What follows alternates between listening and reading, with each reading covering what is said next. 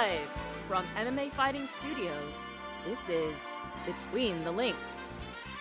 And now, your host, Mike Heck. Yes, the iconic voice of Esther Lynn welcomes you to a very special edition of Between the Links. We have arrived at the finale of the prestigious BTL Championship Tournament, and it is not the matchup you expected to happen, but more on that in a moment. But in the next hour, 75 minutes or so, we will have an undisputed BTL champion. It's taken many weeks, many closely contested matchups to get here, but we have now arrived. So let us introduce one of the competitors before I discuss the change to the matchup. He has dressed the part for the most part. He actually sort of inspired this ensemble, the Mr. Feeney sweater vest, because I didn't want to outdress him, but it turns out I overdressed for the occasion. But in all honesty, he has brought the heat, and any kind of gray area was vanquished throughout this impressive run through this tournament. He holds the most victories in the history of the show, and he's hoping that at the end of all of this, he will take his place as champion once again. From MMAfighting.com, Mr. Jed Meshew. Jed, how are you, sir? You're looking, I don't know, I'm not doing as terrible. dapper as normal.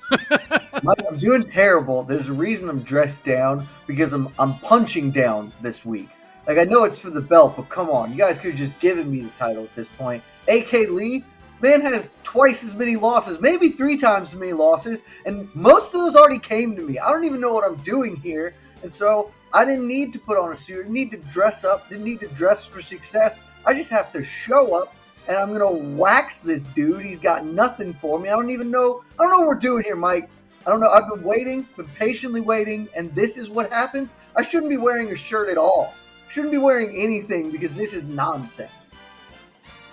Well, as most of you know, Phoenix Carnivale, the undefeated competitor, was supposed to be on the other end of this virtual cage, but life happened. She got herself a big-time gig in the fitness industry, and with that, she is unable to compete this week. However, there was an emergency meeting of the BTL Championship Committee, and whenever she is ready to roll, she will be right back in there to jump the line to a title shot. But we had to call an audible, and there was only one person we could call, a man who many believed actually beat Phoenix in the semifinals. In fact, even Phoenix herself thought she was beaten by this man. The judge ruled differently, but looking to play spoiler, looking to be a Cinderella story, looking to shake up the very foundation of BTL as we know it.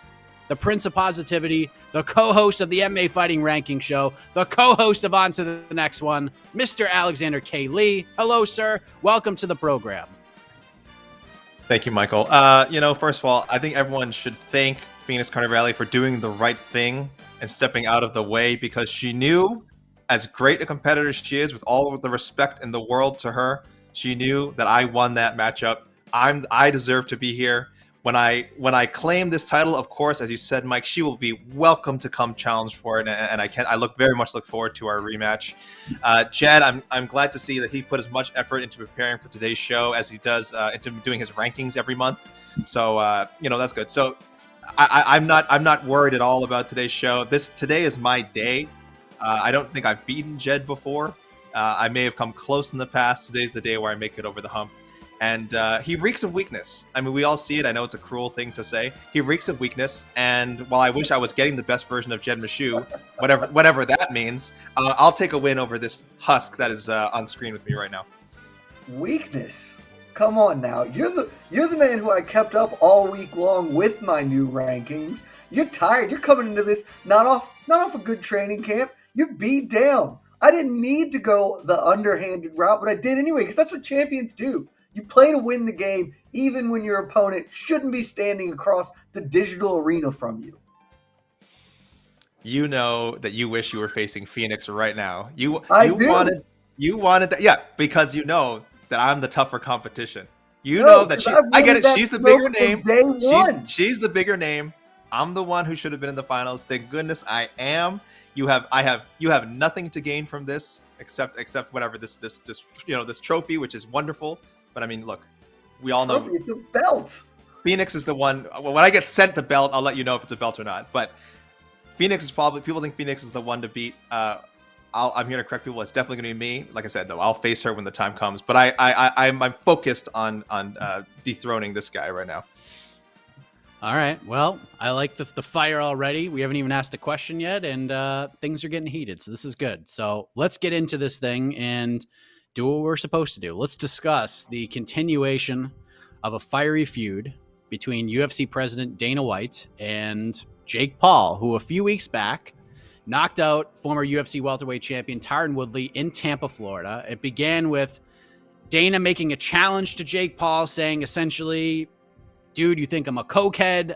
I'll let you test me for cocaine for the next decade if I could test you for steroids for the next 2 years. And Paul makes a challenge of his own, saying that I will retire from boxing to fight Jorge Masvidal inside the UFC's octagon if Dana will pay his fighters better, give them a better share of the revenue pie.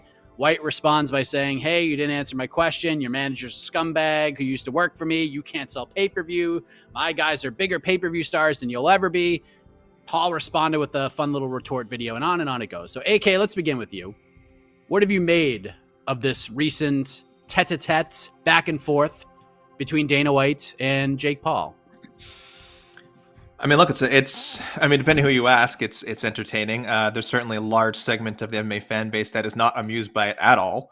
If anything, they despise the amount of attention that those of us in the media have given this particular feud. But look, it's for anyone to deny that it's not a relevant story, that it's not relevant to MMA, to combat sports. I mean, that's just naive. Yeah, I get it. You'd rather hear about. So you'd rather hear some breaking news about some undercard matchup between two top 35 flyweights, and that's fine. I respect that.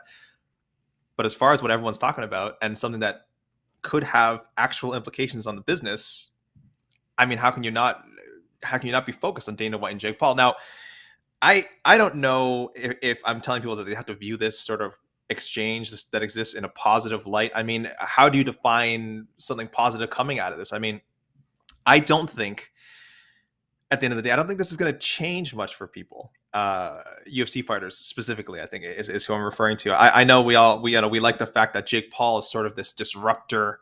He's this mainstream figure. He doesn't answer to Dana White. He doesn't have anything to lose by stepping to Dana White. And it's great that he's bringing up, him and his manager Nikisa are bringing up these things about the fighter pay and equity and all that. But Dana White, whether his responses are, on the same level as Jake Paul's or not, he's not gonna do anything. He's not gonna change the entire UFC pay structure. He's not the guy who makes those decisions anyway, to be frank. Let's be honest. He is the one going into head Jake Paul. He's not the one who signs all the checks. He's not the one who decides, what do the lower rank guys, what does the salary become? He is the president, yes, but he's also a figurehead. He's very good at being a figurehead, at least as far as when it comes to taking slack from us in the media, taking slack from the fans, taking slack from people like Jake Paul. So it's cool. It's cool to talk about. I want to say that it's this great, this indicates this big sea change is going to happen again with someone with such a great sphere of influence as Jake Paul. Getting himself into Dana White and the UFC and MMA's business. But I think for now it's just entertainment. And again, as much as we'd like to believe that, him responding to this YouTuber's taunt, it means something. It really doesn't, even if that YouTuber is Jake Paul. Jed, what has been your biggest takeaway from this battle of wits, if you will? My biggest takeaway is I'm going to absolutely murder AK if that weak shit's what he's bringing to this thing. Like, that was a lot of couching and a lot of, I don't know. Like, come on, man. One, nobody thinks this is going to do anything, so we could just say that outright. Like, there's not a person of rational thought in the world that truly thinks this is going to make a damn bit of difference. I will quibble with AK's curious assessment that Dana White is a figurehead who couldn't do this if he wanted to. Like, that dude, he could totally just go run amok and be like, all right, Jake Paul, I will answer all your things. But he's not going to because he's not an idiot. Like, and that's just the thing. Like, I don't like Dana White. You don't like Dana White. Not you, Mike, or AK even, but the royal you. People who are focused in this sport and actually care about the fighters think that Dana White has outlived his usefulness a long time ago. But he is not an idiot, specifically in the business of making money from this sport. And the way that the UFC and that endeavor make money is by woefully underpaying their contractors, quote unquote. Like, that's 20%. That's the revenue estimates. That's their own revenue estimates, just so anyone not anyone who's unclear, that is what the UFC projects to pay, somewhere between 15 and 22% of overall revenue to the fighters, which is grossly lower than what the expectation should be.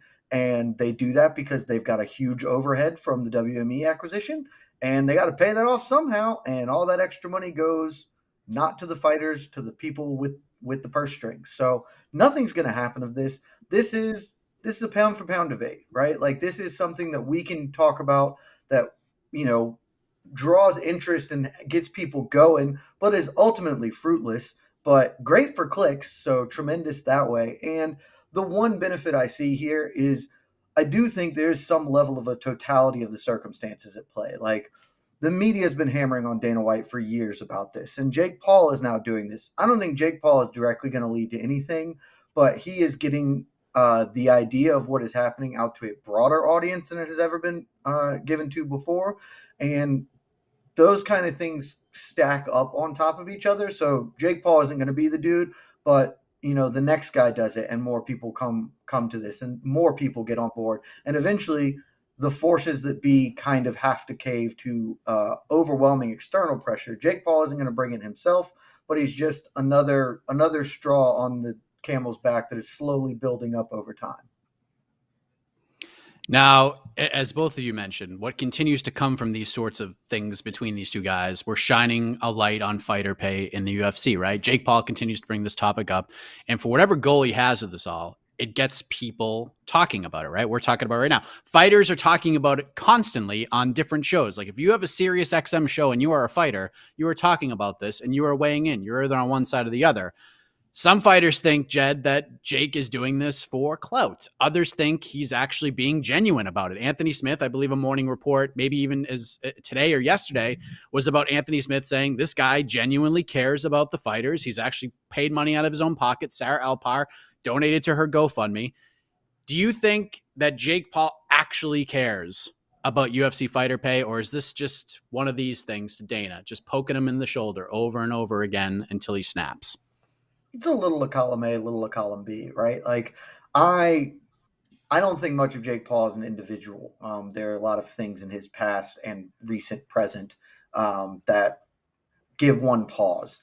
But I think that Jake Paul as a promoter, from what we've told and what we've been told and what we know, has proven to be better than many in this respect as far as taking advantage of fighters, paying fighters.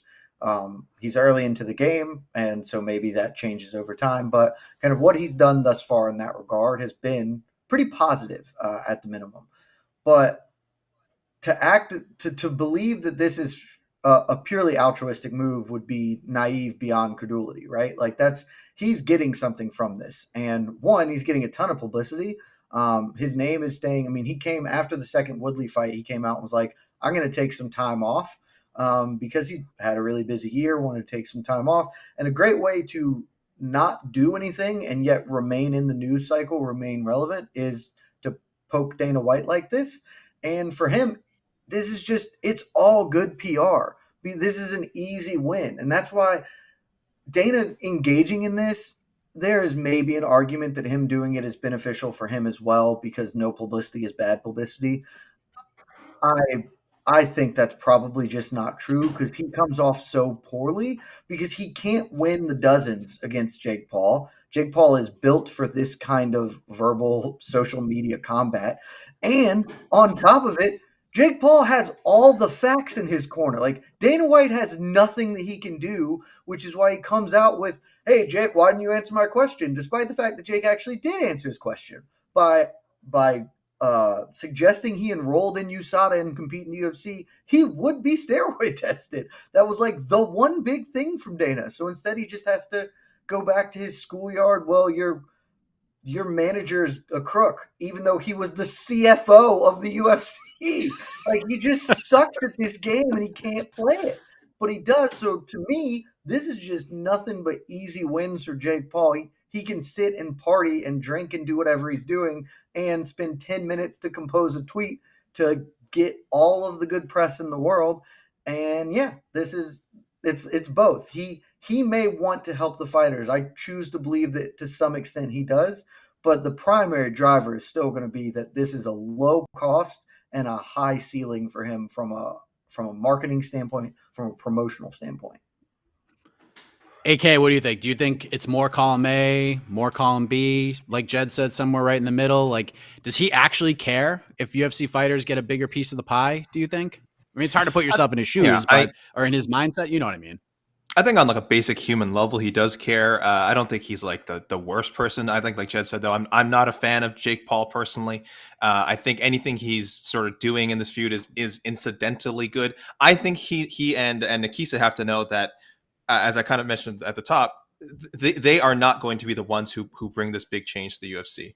And he knows that. And yes, he's going to keep pushing it. Yes, he's going to keep this feud going as long as Dana White keeps responding to him. But overall, it is just about generating publicity for himself, keeping himself as crazy as it sounds, one of the top two biggest names in combat sports right now, maybe number one. I'm probably underselling it, but to do that, if you're not going to be booking fights frequently, which he's not at the moment, you do have to find ways to poke various bears. He's picked one of the biggest bears you can poke in the business right now, and so far it is going very well for him. Though one thing I'll argue though is that what I was saying about Dana White before that was kind of confused by Jed, which is not surprising. He's very easily confused. Is that I don't think that like Dana White losing this feud necessarily hurts the UFC. This is the point I was trying to make, was like, we can say all we want about Jake Paul making some great points, being obviously doing way better videos than Dana White. Dana White is, this I agree with, is just terrible at this. But Dana White, him losing does not mean the UFC is losing. I mean, look, we just saw this today. This broke just before the show. That ESPN is increasing the price of ESPN Plus pay-per-views up to $75 USD now. So business is just booming. It's just booming up and up and up and up for the UFC and ESPN. Dana White looking like a clown really doesn't hurt anyone that much, except maybe Dana White, and he doesn't care. He's gotten into many, many feuds, which frankly, I think in the public eye, he's lost. And yet he and the UFC keep falling upwards. So if he like cares about, like, I guess his public image a little bit, maybe stop feuding with Jake Paul, but I don't think he does. I think he wants to show like, oh, I'm not afraid of this kid, even though he keeps clowning himself. But while those of us in the media, and again, some really, some sharper fans can see what's going on here with him and Jake Paul, the general populace still is like, loves Dana White. Dana White's the man. They love that he's whatever comeback he had for Jake Paul is, I mean, as silly as we think it is, they're behind it. So that's the only thing I disagree with, is that like Dana White needs to in any way avoid this feud, because I don't think he does. It is building up publicity for both of them, but I mean, I don't think it's hurting the UFC at all. It's definitely not helping the UFC, and I disagree with almost everything AK just ended with, so I'll keep it as briefly as possible. It's certainly not helping the UFC, because in what world does it help the UFC for them to be predatory business people? Like, that's just not. And fans don't view it that way, though. I wish fans recognize that, but they don't. No, but that's the thing I'm about to get to here, is like, I agree with you that Dana White doesn't care what his public image is, because if he did, he would do literally none of the things that he has done his entire life. But he very clearly cares about what he feels inside and his ego. And more importantly, all of the people that you say, yeah, they still love Dana White, he's the man, those are the same type of bozos who are big Jake Paul people. And so when you're pitting those two, that inner fandom against each other, and one of them is good at this and one of them sucks, naturally the guy who sucks, Dana White, is going to drop off some. I think this is just a net awful thing from him, and it's just stupid. Dana White has almost $1 billion in the bank. Dude, just grow up and stop caring what people think about you. Like, it's just not that hard to click mute on Twitter and go about your day with $700 million in the bank. It's very easy. Well, I mean, we'll see what happens. And you know what's funny about this? If the UFC bumps bonuses to $75,000, or Dana White even like responds to Jake Paul and actually answers his questions, fans will be like, see what Jake Paul did? Jake will get the credit for any sort of movie. UFC can't do anything. That's the thing. Jake Paul is actually hurting the fighters, because Dana White will die before he raises pay $1. Because doing so would be a Jake Paul win, and his ego will not allow that at this point. Like, that's just the world that we live in.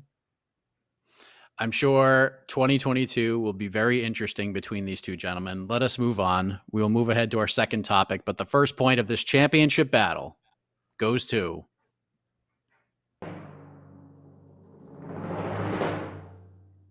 It goes to Jed Meshew, but I will say this. AK Lee is like the Petr Yan of BTL. He gets better as the rounds go and as the game goes. He's a slow starter, but he gets cooking right around this time. And so let's get to the title. Nice. Oh no. So let's talk about some non-Jake Paul UFC related stuff. I'm sure a lot of people are very happy about this, but what is going on with Dustin Poirier and Nate Diaz, gentlemen? Because Dustin Poirier is a guy that typically doesn't open the secret chest of news all that often, but this week on Teddy Atlas's podcast, he drops a bit of a nugget saying that he accepted a short notice fight with somebody and then eventually revealed it was Nate Diaz. And Diaz, who clearly seems to want this fight, said the UFC didn't want it. The UFC thinks Dustin sucks or whatever he tweeted. But our own Damon Martin confirmed from multiple sources that there was, in fact, some interest in putting this fight together, but the talk stopped pretty abruptly. So, Jed, let us begin with you. Both guys seem to want it. The UFC seemed to have some interest in it. It'd be a great addition to literally any card the UFC could put together. What's going on here, in your opinion? I mean, really hard to ever know what's going on with a Nate Diaz fight. But my guess is it's probably the same thing that happens with every Nate Diaz fight, which is Poirier signed the short notice agreement, and Nate said, that's not enough money. Give me more of that. And so when the UFC was like, no, then Nate was like, see, the UFC Nate did the Dana White thing where he wanted something that the other party didn't want to do. And when they refused to do it, he was like, yeah, they obviously don't want to do it because they're not meeting my demands. So that's the best guess I have.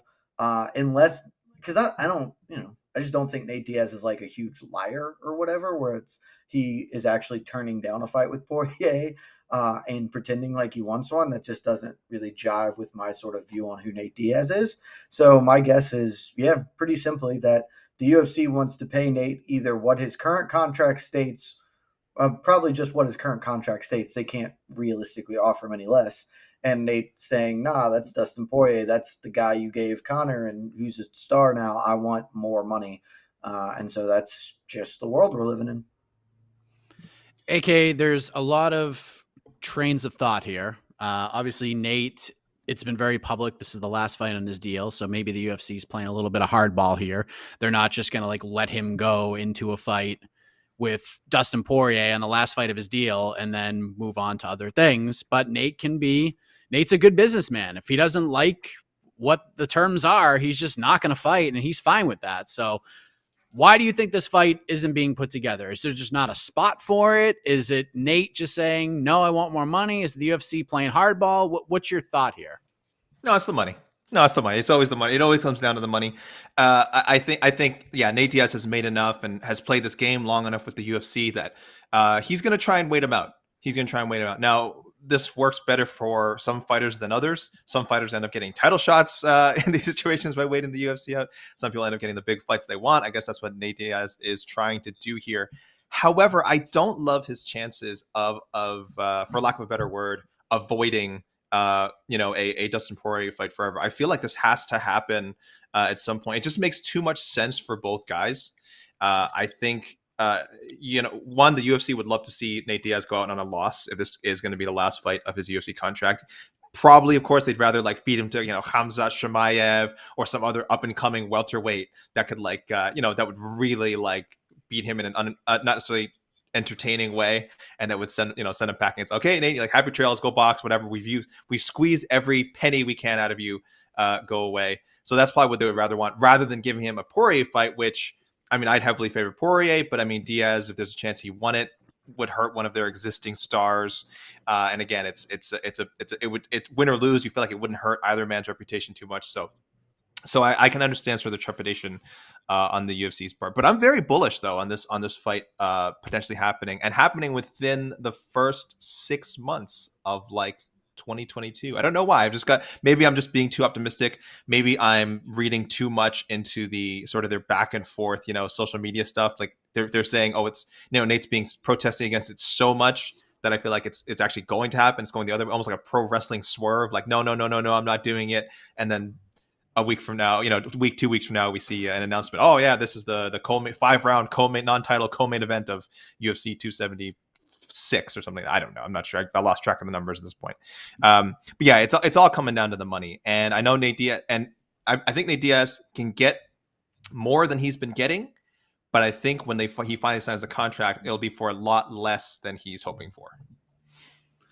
I feel like so far Dustin Poirier is doing everything right here. He's saying the right things. He wants this fight. He's going public with it, saying he's accepted fights on other people's podcasts. And I think a lot of us were in agreement that the only way the UFC would put this fight together with the current contract state that Nate Diaz has is if Poirier is the ringleader. He's the guy that's really pushing for it. But the UFC, like both of you sort of talked about, they're not just going to give Nate Diaz a big fight quickly and just let him run off to fight Jake Paul or go somewhere else. They're going to try to keep Nate maybe on the shelf unless, it's to pass the proverbial torch, like AK said, to Chimaev or a Sean Brady or a guy on the come up. So AK, you feel bullish, quote unquote, that within the next 6 months, this fight's going to happen. Why do you feel that way? Yeah, I think it's best again, not just for Nate Diaz, but we've talked, Mike, a bunch about Dustin Poirier, probably trying his hand at 170 if depending on how long he has to wait for another Conor McGregor fight, and if Conor McGregor, when he comes back from his injury, is still kind of even beating that drum. That's sort of like, I need one more shot with Dustin. The last fight doesn't really count. I got injured. I mean, that makes sense now. 3 or 4 months from now, who knows where Conor McGregor is at mentally? Maybe he sees maybe he does go after Charles Oliveira. Maybe he goes back up to 170 for some fight. Maybe he wants to fight Nate Diaz. I don't know.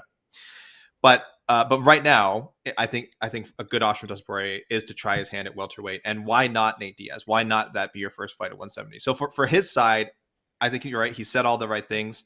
I think he's made it pretty clear that's the matchup he wants. So having one side of it down, I think is pretty good. It certainly doesn't guarantee anything. I think we've seen a lot of potential matchups throughout combat sports history have one side locked in and the other side never actually come around. But I think that's different. I think Nate has a lot of respect for Dustin Poirier.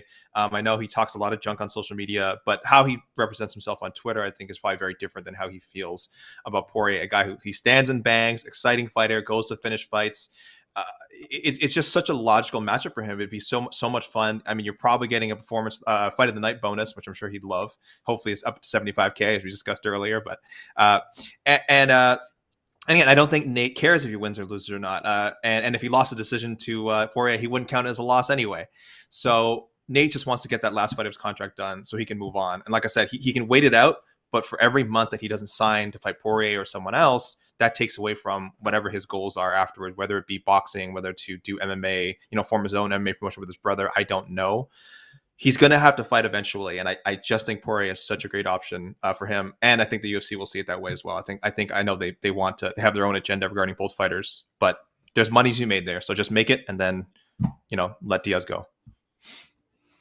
Jed, one take that I continuously see that I know you've seen as well, and I could not disagree with it more, is that Nate's not going to fight anybody unless it's Conor. He's going to wait for that trilogy fight with Conor and do it in the octagon. I literally could not disagree with that sentiment anymore if I tried. It just doesn't make any sense because one, Nate is a money fighter in his own right. He makes bank no matter who he fights. And two, I'm sure you're going to touch on it, so I won't steal the shine. So you could touch on that if you'd like, but in your heart of hearts, do you feel like, let's just say by June, July, are we going to see Dustin Poirier fight Nate Diaz or at least have that fight on the books?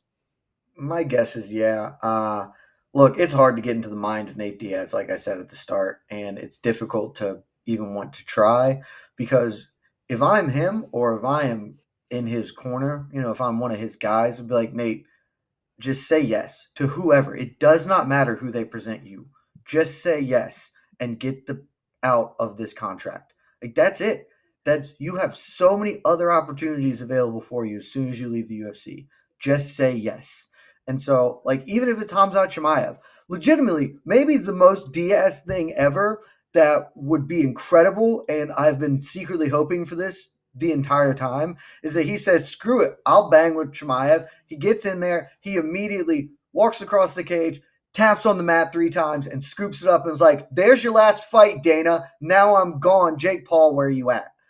Doesn't even fight him. Just nope, I'm out. I fulfilled my obligation. Now I'm going to go because I want to go make real money boxing Jake Paul. and then Logan Paul. And then after both of those, when Connor's finally got out of his contract 2 fights from now, me and Connor are finally going to do our trilogy then outside of the UFC. So the UFC isn't getting the lion's share of that money. Me and Connor are making that money because that will sell the same pay-per-views, whether we box, whether we fight in a cage, whether we fight on the street. So, like, if I'm him, I would just get out of it. Go as fast as you can to make more money elsewhere.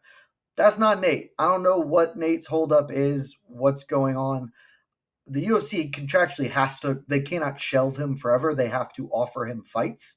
And if, as reports are saying, there's interest in the Poirier fight, then my guess is that that's what happens. Because, again, also from the other side of it, Poirier didn't have anybody else to fight. Like, he wants to fight Conor, and he doesn't want to fight anybody else. Because why would he? There's nobody else that's really a good matchup for him at this point from a star standpoint. So low-hanging fruit is that this fight gets made after they jerk each other around for a really long time, the same way that Conor Poirier finally got made after months of them talking about doing their own thing on Twitter. It's just going to take a little time. Yeah, I mean, well, hopefully this gets resolved. This fight makes all the sense in the world for both guys. And Dustin Poirier, like I said, and I'll say it again, I feel like he's the man that can make this happen, because why make it about losing one fighter to go off to greener pastures when you have a second fighter who's a star in Dustin Poirier who could just play hardball as well and say, I ain't fighting anybody unless I'm fighting Nate. I'll sit on the sidelines. I made so much money last year. I don't care. Just keep pushing my contract back 6 months. Who gives a shit? But yeah, obviously there's the Conor fight he could take too, but why not get 2 big money fights out of Dustin Poirier before he rides off into the sunset? Because he's made it pretty clear he ain't sticking around that much longer. He just wants big money fights and then he's out. So yeah, why would he stick around much longer? He can look at Nate and Conor imminently going to exit the UFC to go box and make a lot of money and be like, hell, I'm right in that neighborhood. I'm below them from star power, but Jake Paul would box my ass too. I'll go do that shit. So much money to be made. And I've said this a bunch of times. The combat sports landscape in the next 2 or 3 years is going to be really interesting. But let us move on. The point for round 2 goes to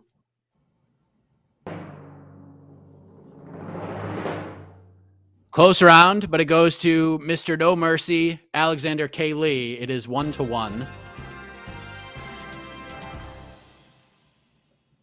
As we cue the victory music, let us head to round number 3. So yesterday, we got some very big news, gentlemen. A lot of people were wondering what could be in store for us in March at UFC 272. We hadn't heard anything. No main event, no nothing when there's fights being booked all the way to April. That changed last night. We confirmed what Dana White told ESPN. There are 2 big title fights that are in the works for UFC 272. Agreements are in place. Alexander Volkanovski versus Max Holloway 3 for the featherweight title. Aljamain Sterling versus Petr Yan 2 for the bantamweight title. We get to settle 2 of our big rankings debates on the same night, potentially. How about that? But personally, this 1-2 punch scratches me right where I itch. This is high-level stuff. This would be the main co-main combo. I would tell casual fans or fans on the fence of whether or not to watch MMA on the regular to watch these fights, and you might become a fan more than even a Conor fight at this point. But I'm very high on both of these fights, AK. Are you as in on these fights as I am? Yeah, I love both rematches. Both of them we felt had to happen sometime. There's been a longer build, I think, for the the third Volkanovski Holloway meeting. It's kind of funny because you could have had them, fight each other again after if there's after that second fight, if they hadn't fought the first time. Like, that second fight really warranted an immediate rematch, not the first fight that Volkanovski clearly won over Max Holloway. But again, I guess because of the strength of Holloway's record, they had to fight again. Then he got the closer Holloway, got the closer loss, but should have gotten another shot right away. But at least he fought his way back. So we've got that one. And at the same time, how can you deny the intrigue of friggin' the Sterling Yan matchup, which had one of the most macabre and darkly hilarious endings to a high profile championship fight ever. I mean, I think most of us would have said that Yan was winning that fight. Certainly 2 out of the 3 judges had it 29-28 Yan, heading into that very unfortunate 4th round for Yan, where he lands the illegal blow. So that would have been a cool one to see right away too. It's actually almost better that we got to see Yan fight again in between and have that awesome performance against Corey Sandhagen. So And it might explain why Yan, who I think would have been favored in a rematch with Sterling anyway, is even more heavily favored. I think on the odds that we had on our site as of today, minus 310 favorite for Yan. So I'm super high on both fights. Very cool that they got to put them both on the same card. I think there's positives to splitting them up. I think there's positives to having the same card, but having on the same card definitely super exciting. So UFC 272. Really looking forward to it. And I love both fights. I'm glad they eventually got made. I was a little worried that the Sterling one, we didn't know when he was going to come back, what the situation would be there at bantamweight. But it's such a deep division. I'd love to have some clarity at the top, so we're going to get that. And depending what happens with Holloway and Volkanovski, could get some clarity there too. But that one's a little murkier. But yeah, both great rematches. What do you think, Jed? What are your thoughts on this 1-2 punch when you found out about it? I mean, they are the fights to make in two of the best divisions in the sport. Simply put, I mean, 135, 145 are right up there near the top of the best divisions in the sport. Sorry, Casey, it's still lightweight. It will always be lightweight that is the best.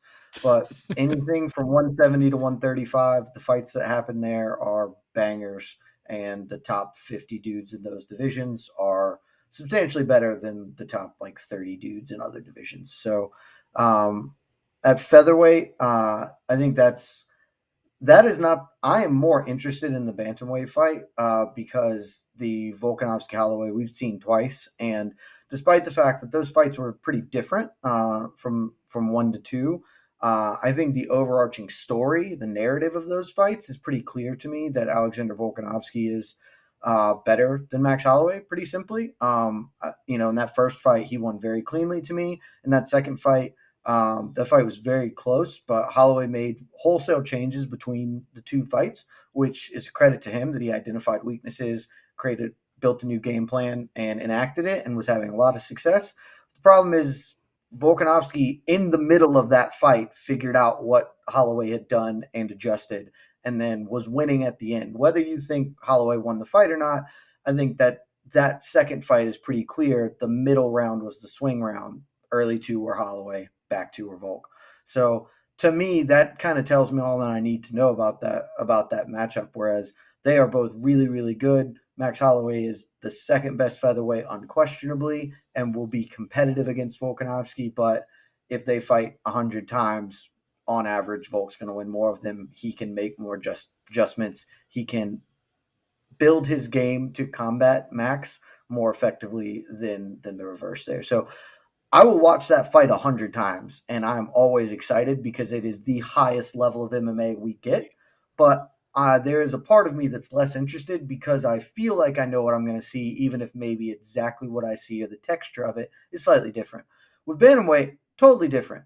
Whereas I think there's a large belief that Petr Yan is going to whoop up on Aljamain Sterling because he was on his way to winning that fight against Aljo before he blatantly cheated and lost, because that's what he did. I want to be extremely clear to everyone watching.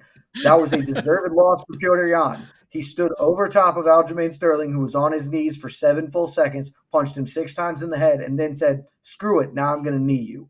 That's cheating flat out. Ain't nothing about it. But they fight again. Maybe he won't do that. We'll see. I mean, he always could. But I am really interested in that fight for a variety of reasons because I don't know what's going to happen. Part of me does think that Petr Yan's ability to, as you alluded to earlier, start slow, build, get stronger, and kind of be that snowball rolling downhill is really difficult for anyone to win a 5-round fight over him. But Aljamain Sterling, I thought, fought horribly in their first fight. And by that, I mean he came out and just tried to immediately match pace with Petr Yan, which he can't do.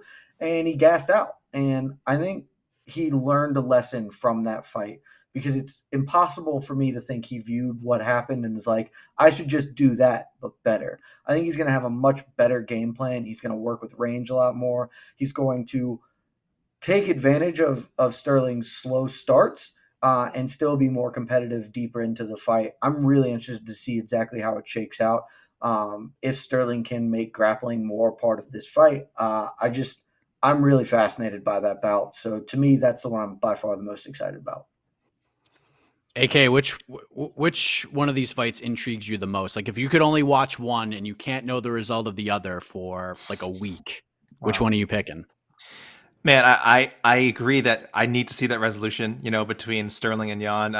And the only thing that'd be funnier than what happened last time would be Sterling getting like a quick, I think any Sterling win, any definitive Sterling win would just be hilarious and so unsatisfying for Yan and his fans, of course. Sterling winning a DQ knee, the other way around. Yeah, Sterling illegally KOing Petr Yan would be the funniest outcome. But getting away with it. But getting away with it would be funny. Oh, getting away with it would be blow, better. Oh and my it was God, for some, do some technicality. It was, that would be even more hilarious. But no, I actually am leaning towards the Volkanovski Holloway trilogy, and I have to word this very carefully because I think people should know I'm such a advocate for Volkanovski. I think being undisputed the number one guy at 145.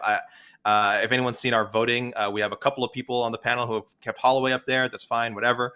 I'm a Volk fan. I think the second fight was not a robbery. Super close. Very strong arguments you made for Holloway winning, but also very clear arguments you made for Volkanovski winning. So I think Volkanovski is number one.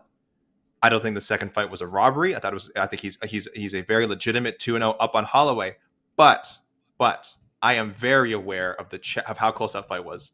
The chatter surrounding that fight, the chatter that has persisted since that fight happened. I think the close call against Ortega, I think even though Volkanovski dominated the majority of that fight, kept those questions alive. Because when Holloway was the champ, he was so dominant. You know what I mean? And people don't have that feeling with Volkanovski. They feel he's so vulnerable, and that's probably one of the reasons why people still view Max as the champion at 145. So I'm leaning towards the trilogy because I do want Volkanovski to be able to put his stamp on it. Not that, again, in the eyes of some of us, he doesn't need to, but clearly, I think it's fair to say the majority do need to see him get one more definitive win over Holloway, whether it be by knockout, whether it be 49, 46, 50, 45 decision, something like that. Is that possible? I don't know. That's why it's so great to see it again. They might always be close fights from now on, now that they know each other so well. And if Holloway wins, that's also intriguing because then he obviously stays at 145. There's a ton of great challenges in him, so it opens up this whole other new storyline. Volkanovski probably should get a rematch, but I don't think they'd give it to him. So there's all these narratives that can spring out of it. And if Holloway loses, does he go to 155?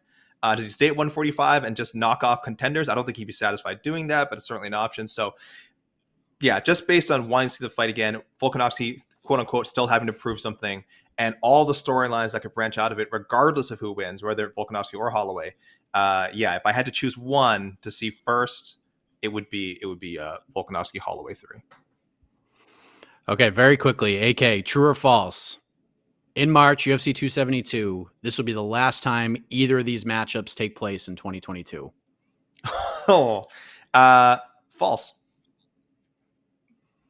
Okay. Do I have to elaborate? Why do you feel that way? Yeah, just quickly. I think false, and then I think more from him. I think if Holloway wins, I think you have to give Volkanovski the fourth fight.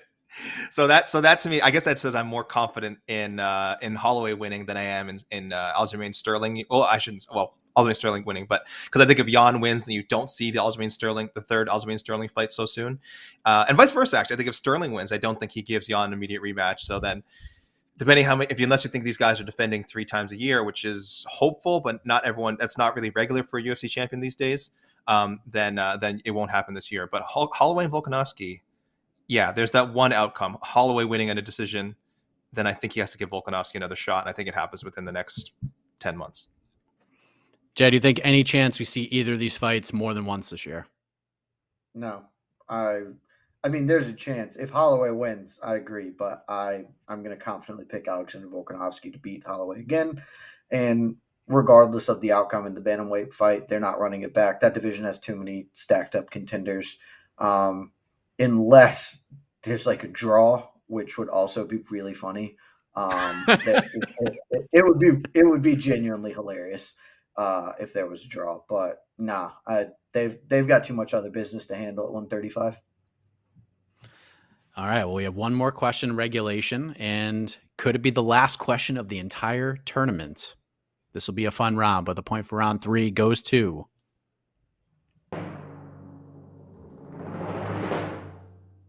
Mr. No Gray Area, Jed Meshew. It is 2-1.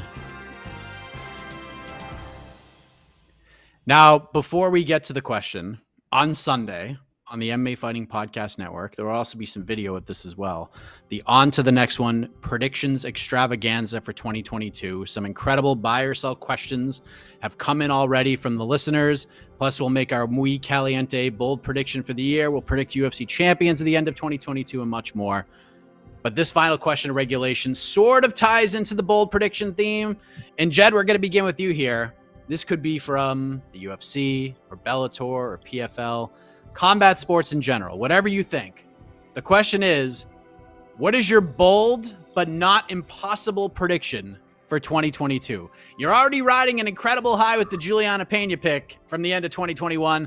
I don't know how much further you can ride that horse, but I think you're going to ride it till you fall off there. How do we top this? What's your bold but not impossible prediction for 2022? Let me just say that when you are the only person in MMA media who correctly predicts the biggest upset in history, you get to ride that forever. For as long as I work in this space, I will say that to people, and I feel I'm entirely justified in doing so. And so I'm going to stay in a similar vein, not with Juliana Pena. My bold prediction is that by the end of 2022, we will have the UFC's first ever 3-division champion. And that champion is going to be none other than the greatest female fighter of all time. My favorite, you know her, you love her, Valentina Bullet Shevchenko. She's going to go up. She's going to take that title off Pena. I know they're going to do the rematch, and yet Pena is going to beat Nunes in the rematch because that's how the world works. Once you fall off, you don't get back to the top. You're just done, even if you fall off in the world's most unrealistic upset of all time. Pena is going to win the rematch. Then Shevchenko is going to be like, I would like to have a second belt, Dana. Dana's going to be like, sure. And she's going to get it and be like, all right, I got 2 belts. And Nunes is still nominally the champion at 145. I want it. Let's do it. If you're gonna make a three match, Dana, this is the time. We got my 2 belts against Nunes, the GOAT, whatever.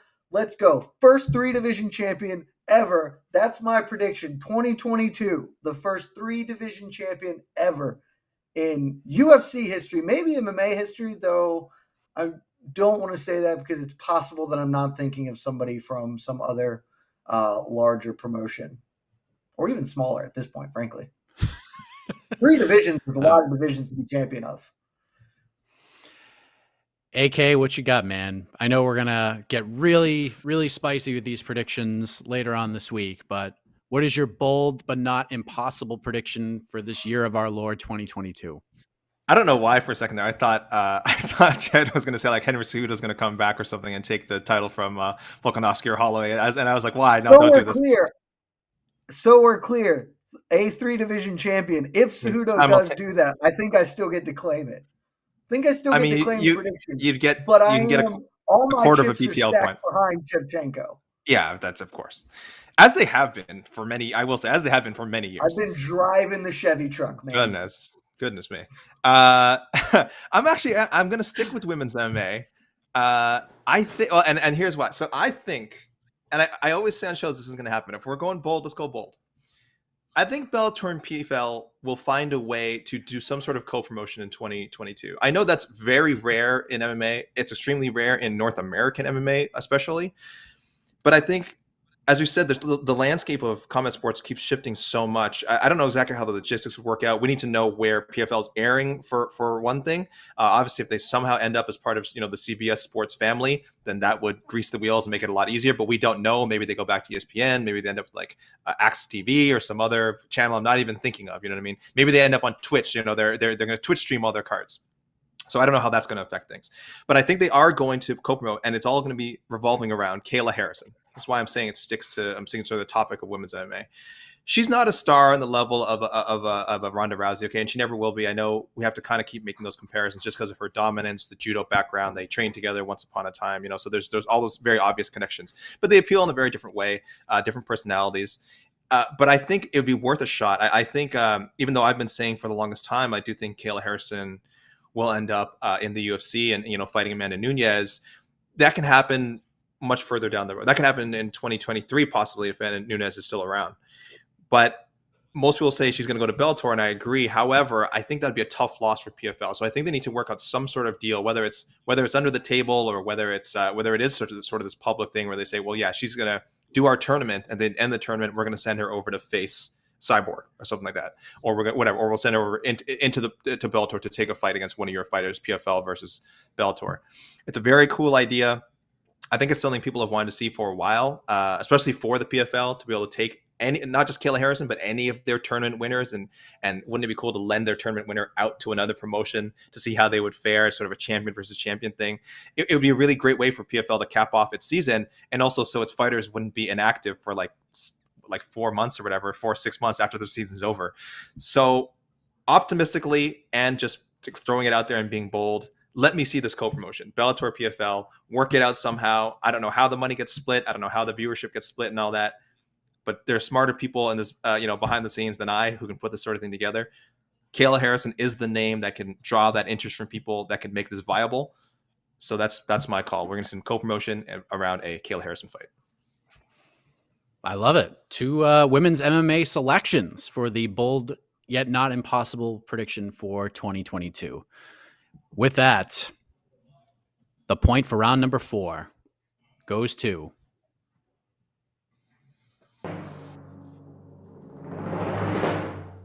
the man who's trying to shake up the foundation of MMA as we know it in 2022, Alex K. Lee. It is 2-2. Coming through in a big way. And now, ladies and gentlemen, as you probably didn't expect at all, but we are here. It is time for the knockout round. One question will decide it all. Neither of these individuals know what this question is, and they will each have 1 minute to answer said question. Once that is done, we will turn it over to our judge. And no, it is not E. Casey Leiden. We have brought in a very special guest. And Jed, I'm sure you're worried about this. However, I brought in someone who will be as impartial as possible. In fact, he has never been on the show before in any capacity. And I think he might be here. You may know him from such things as the MMA Hour. You may know him from the MMA Fighting social media team. You may know him as the man behind Rick's Picks. So let us say hello to our special guest judge, Mr. New York Rick. There he is. Thank you for doing this, sir. How are you? Fantastic. Thank you for having me. It's good to see all your beautiful faces. Wow. Yes. Blessed. AK, you're screwed. We are Look blessed. at the similarities between me and Rick right here. I mean, look at the vibes we're sharing. That's what you're going for? That's your that's your best? I mean, I don't know. I'm not giving you my best. I'm beating you with my C skills today. So, well, normally there'd be some sort of coin toss or anything like that. But AK, you coming in as the alternate, while this is a big opportunity for you, you do not get the champion's prerogative. Jed Meshew gets the champion's prerogative because he has won all his matchups to get here. You know so what you I get want? the choice, Jed. Do you want to You know give what I AK what he wants and have him go Give it to me. first? Or do you want to go first and set the table? it works because I don't want to go first. So even though this is giving, in combat, never do what your opponent wants you to do. And I'm gonna do that. I'm gonna let AK go first. I will take second, and then I'll mop up afterwards and just crush him. All right, so AK, we're going to begin with you. We ended the regulation rounds by talking about 2022 and making predictions, but we're going to go back to 2021, just a couple of weeks, because we had our first ever MMA Fighting 2021 award show to recap an incredible year for the sport. I know it's the first 2021, whatever, but this was the first time we did it, but it was for 2021. We had some very close votes for some of these awards. Some agreed, others did not. So my question for you, AK, is, and this is for all the marbles, my friend, what did the panel, the consensus voters from the MMA Fighting voting rankings community, what did we get wrong? What award as a whole did we get wrong, and why? 1 minute on the clock. Oh, Your time starts right now. this is so easy. Well, listen, the award we got wrong from the beginning because it had a broken premise was MMA Fighting's Rookie of the Year. listen, I don't like to give people the inside baseball scoop here. We had a lot of deliberation about what to do with what was formerly the breakout fighter of the year award. Okay, and there was good reason for it. There was confusion about criteria, so we said, okay, let's make it whoever debuts in a major North American promotion, PFL, Bellator, UFC. There you go. There's your rookie. But we lost out on so many good storylines with respect to Casey O'Neill, a great fighter who won the Rookie of the Year award. Chris Curtis was the man that we should have been talking about as breaking into the mainstream part of people's minds with respect to the PFL. And even if people watched it, his run with that promotion was less than epic. But this is a guy who's been around forever. We've all in the media interviewed him. We love this guy. He's retired so many times and came back and is now suddenly a UFC middleweight contender. This deserved its own article. We missed on that one. All right. AK Lee in the Kenny Lofton spot gets in scoring position. And now we head over to Jed Meshew. Could this be the culmination of just a long, hard road, Jed Meshew, to get to the undisputed title? Same question for you. 1 minute on the clock. What did we get wrong on the 2021 MMA Fighting Year-End Awards, and why? Your time starts now. This is extremely easy. AK is all the way wrong. He's correct in that we kind of botched the whole newbie of the year, rookie of the year. I know it went through a lot of iterations. Yeah, we should have been able to give Chris Curtis more shine. But we didn't get it wrong because that's not what we settled on. We totally got that one right. But you know what we did get wrong? Submission of the year. Look, I'm not here to say that Andre Muniz snapping the arm of Jacare Souza isn't hella impressive. It is. One of the greatest grapplers we've ever seen in the sport. Just one of the greatest grapplers ever. Getting not just submitted, but broken. That is incredibly impressive stuff. But of the year awards aren't just about in-cage things, because if so, there are a lot cooler knockouts than Kamaru Usman over Jorge Masvidal. It is about the totality, what it means, and what it means when you look back on the year 2021. What is the thing that you think of first? And no submission is going to jump over Juliana Pena submitting Amanda Nunes. The GOAT falling, even if it's not a good submission, is the greatest submission and easily should have won. Oh boy. 2 harsh minutes. Back and forth they went. I gotta say, I'm not really surprised by AK's answer. I'm actually a little surprised by Jed's answer. I thought you were gonna go a whole different way with this, but I like your response. I thought you were gonna say Jake Paul should have been the fighter of the year or something like that. But here we are. It was explained to me in no uncertain terms that he did not qualify because I would have voted for him as number one. I, in fact, made that argument when we were doing the behind the scenes, and I was told flatly that that was not allowed. And let me just say, this question was tailor-made for Jed, by the way, because he disagrees with everything that the rest of the MMA fighting staff has to say. I'm glad I went first still. And then secondly, as I was going, I'm like, man, there's so many ways he could go with this. He didn't agree with anything we said. No, I was in on a Fighter of the Year in KO. Were you? Okay. They were both Usman. Yes, Jed was a team player. Jed was a team player throughout the voting process, but he's allowed to have his opinions. And if you haven't listened to the actual award show, it's pretty good behind the scenes, especially when the group gets together and talks about their picks. But now you've heard the arguments. Rookie of the Year too, AK. Shit, I didn't realize that. What? I was saying, Rookie of the Year, okay? I also agreed with our choice there. Wow. I was a team player this year, buddy. Oh, then it was Casey O'Neill? That was who I had. Oh, that disappoints me. Oh, boy. All right. He's waiting patiently. Judge New York Rick, you've heard the arguments. You've heard 1 minute from both of these gentlemen. They each answered the same question. Doesn't matter what the rest of the game was like. It was 2-2 coming into this knockout round. You have a very tough decision to make. Who is the new undisputed BTL champion? Is it Alexander K. Lee or is it Jed Meshew? Yeah. First of all, thank you again for having me on the show. I want to give a shout out to both these gentlemen who argued aggressively and with great vigor. A really good effort from both gentlemen. For me, it came down to, and I want to say, I'm putting my personal selection here aside. I'm basing this specifically on the arguments, as I believe a good judge should. I do not count what my vote for either of those categories was. I'm selecting based on the arguments that have been presented.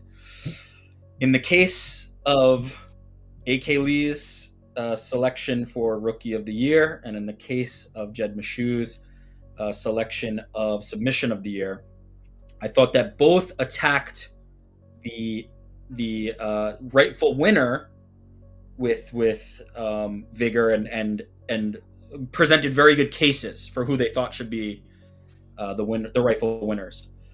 There was one person I thought attacked the system. There was one person who I thought attacked the methodology and really got to the heart of the matter and debated whether we were voting properly as opposed to who we voted for. So if I could have a drum roll, I would love some kind of drum roll for this selection. Your winner is Jed. I thought Jed did a great job attacking the system. Jed Meshew has done it. He has done it. The champion. He has Mike, come through. I told you. I spoke it into existence. The same with Juliana Pena upsetting Amanda Nunes. I said from the start that I would go straight to the top. And what have I done? Sure, this last step was like a baby step. You know, I climbed heaping ladder steps, and then it was just like, oh, I'm up here over AK instead of what I thought was going to be a huge jump over Phoenix. But I did it. The belt is where it belongs. And Phoenix, I wish you the best. And whenever you're ready, I'll be here because I'm always here. I'm never not here because these bozos can't get me out of this chair. I'm too damn good at it. Wow, Jed Meshew has gone wire to wire. He is the undisputed BTL champion. We had about 417 champions last year. That's why we put this tournament together. And Jed has come through on the other side. Congratulations. But on the other end, a very unhappy Alexander K. Lee trying to make a Cinderella story come true. It just wasn't meant to be despite an A-plus effort, AK. What your thoughts on how this all played out and our guest judge's decision here? This tournament was a sham. This show, Between the Links, is crap. It's never been good. New York Rick, not a fan. I'll be honest with you. I'm really more of a Connor Burks guy if we were gonna go there. I'm a really big fan of his work, and New York Rick is matchup, Mike. I'm glad horrible things have started happening to the Cleveland Cavaliers again. They are going to go nowhere near an NBA championship anytime soon. This is horrible, Mike. This is horrible. You're still my best friend. You know I won't hold this against you. This is horrible. This is an atrocity. I am the rightful Between the Links champion. I may never pop in the show again. I'm not going to lie. I hate to give an emotional response right away in the moment. I may never appear on the show again. Wow, the Paul Felder of BTL? No, Paul Felder had a winning record. Oh, jeez Louise, dude. I'm not coming back. No, you have to. I mean, Mike, No. I think we got to do AK versus New York Rick. We got to do Ricky versus Connor. Just really mix it up. Let's get some. We don't have to have everything be a title fight. We can have some of those money bag, the red panty night matchups. We could do those. Yes. There's some new faces here, so we could definitely make some things happen. But AK, incredible effort. I thought this is your best year ever. I thought you actually had a great showing in the Gauntlet episode. I thought you beat Phoenix. I thought you slayed the dragon, and Jed was just too much for you. And I'm sorry, and I hope this isn't the last time we see you. But Jed, congratulations. Hopefully we see that matchup with Phoenix sooner rather than later. New York Rick, thank you very much, my friend, for coming on. Casey, thank you for all the great production. And of course, thank you to the iconic voice of Esther Lynn, who introduces all these episodes just magnificently. So thank you very much. The tournament is over. We have an undisputed champion. Who knows where things are going to go next week and in the future, but hopefully you will join us right here next week on Between the Links for the new champion, Jed Meshew, for AK, for New York Rick, for Casey. The iconic voice of Esther Lynn hopefully takes you home. Good night, everybody. This has been Between the Links, an MMA fighting production on the Vox Media Network.